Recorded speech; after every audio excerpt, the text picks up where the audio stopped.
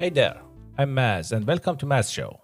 This is your space to explore big ideas through books, society, knowledge, and history, all with one goal to build a better world and a brighter future. If you are curious, reflective, and ready to grow, you're in the right place. So tap follow, hit subscribe, and let's get thinking.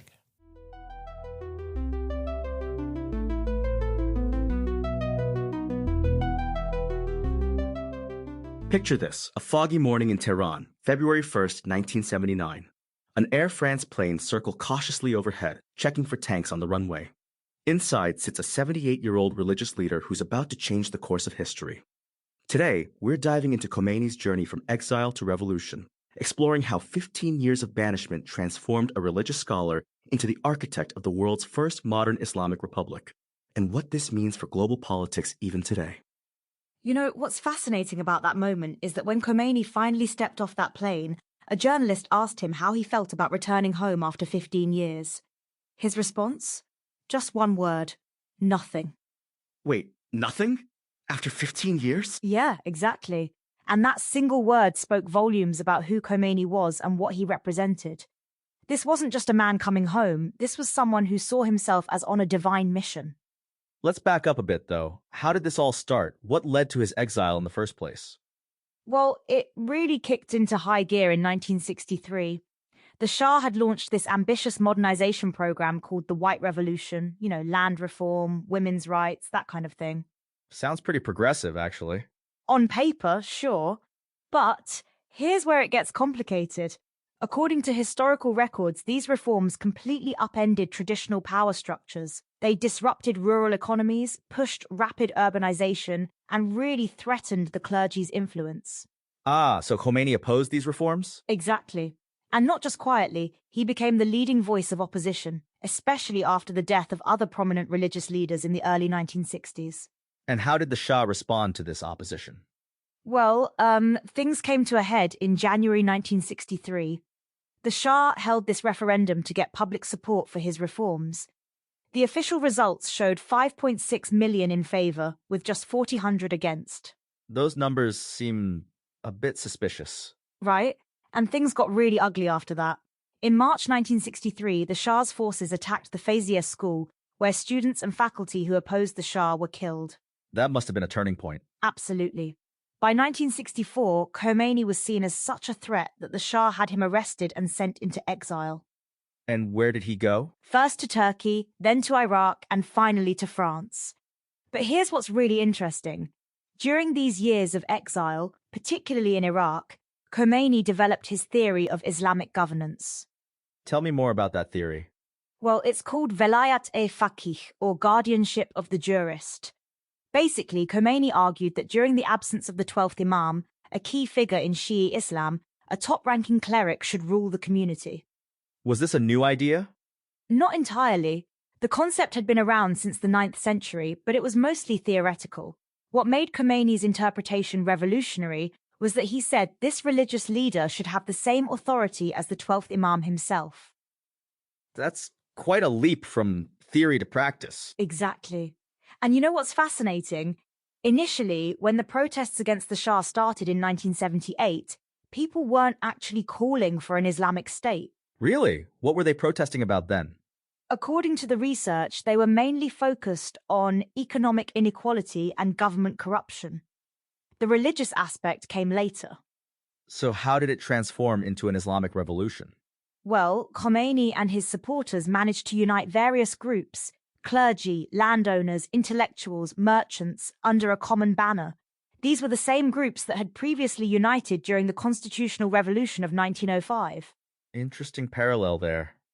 Yeah, and you know what's kind of ironic? The Shah's modernization efforts actually helped create the perfect conditions for an Islamic revolution. How so? Well, the rapid changes created this huge social upheaval. You had traditional communities being disrupted, rapid urbanization, and a growing gap between rich and poor. And Khomeini was able to tap into that discontent? Exactly. Plus, by sending him into exile, the Shah inadvertently gave Khomeini this powerful symbolic status as a persecuted religious leader. Let's talk about that return to Iran. You mentioned the Air France flight earlier. Right, and there's something really interesting about that flight. The plane had to circle low over Tehran to make sure there weren't any tanks on the runway. Wow, they were actually worried about that? Absolutely. Remember, the Shah had only left Iran 2 weeks earlier. Nobody was quite sure how things would play out. And what happened when he landed? The scenes were incredible. Reports say between 5 to 10 million people came out to welcome him. That's unprecedented in Iranian history. 5 to 10 million? That's like a quarter of Iran's population at the time. Yeah. And you know what's fascinating? Despite this massive outpouring of emotion, Khomeini remained completely stoic. He just occasionally stroked his beard or raised his hand in greeting. That must have been quite a sight, millions of people celebrating, and their leader showing no emotion at all. It was deliberate.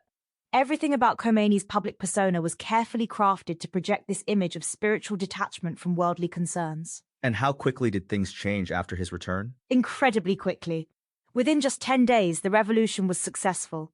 The provisional government collapsed, and the monarchy that had ruled Iran for 2,500 years came to an end. 10 days? That's remarkably fast for such a fundamental change. And you know what's particularly interesting? Those 10 days are now celebrated in Iran as the Fajr decade, the dawn decade. The dawn of a new era. Exactly. Though it's worth noting that this dawn looked very different from what many of the original protesters had envisioned. How so? Well, according to historical records, many of the initial protesters were seeking democratic reforms and economic justice. What they got instead was the world's first modern Islamic republic. That's quite a different outcome from what they were fighting for. Yeah, and it really shows how revolutions can take unexpected turns. The grievances that start them aren't always reflected in their final outcome. And what happened after the revolution succeeded? Well, Khomeini became the country's supreme leader, a position specifically created in the new constitution as the highest political and religious authority. So his theory of Islamic governance became reality. Exactly. And the effects were immediate and far-reaching. From the Iran hostage crisis to the Iran-Iraq war, from mandatory hijab laws to the complete transformation of Iran's relationship with the West. It's amazing how much can change in such a short time.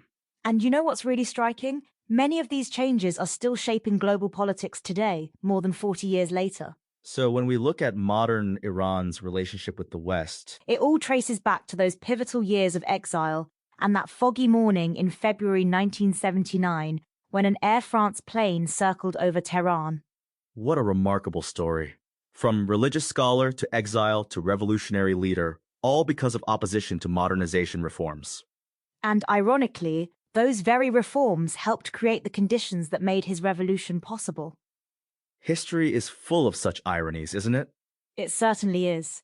And Khomeini's story really shows how powerful ideas can become when they meet the right historical moment. Remember, sometimes the most profound changes come not from the loudest voices, but from those who, like Khomeini on that foggy morning, respond to momentous events.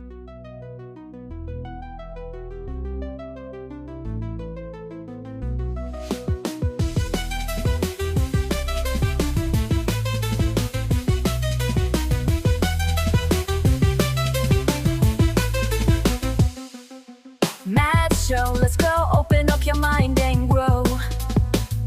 Facts and stories, things you never know. Every episode, we light the glow. Step into the world of Mass Show. Turn it up, let the rhythm flow. Feel the beat, take control. Don't be shy, just let it go.